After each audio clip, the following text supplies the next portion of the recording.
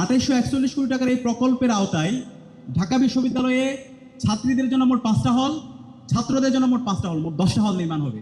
এবং আমরা জায়গাও সিলেক্ট করে দিয়ে ফেলেছি, খুব দ্রুত ওনারা কথা দিয়েছে 8 মাসের মধ্যে হল নির্মাণের কাজ শেষ হয়ে যাবে। ঢাকা বিশ্ববিদ্যালয় এলানারে সারা বিশ্বব্যাপী আছে, সবাই চাই আবাসন সংকটটা দূর হোক, কিন্তু কৃত্রিমভাবে এই আবাসন সংকটটা তৈরি করে রাখা হয়েছে যেন শিক্ষার্থীরা ফার্স্ট ইয়ার থেকে সিট না পায়, তাদেরকে এক রুমে গাদাগাদি করে রাখা হয়, সিটের জন্য বড় ভাইদের কাছে যেতে হবে, এরপর তাদেরকে জোরপূর্বক প্রোগ্রামে নিয়ে তাদের পলিটিক্যাল এজেন্ডা এই ক্যাম্পাসে বাস্তবায়ন করবে।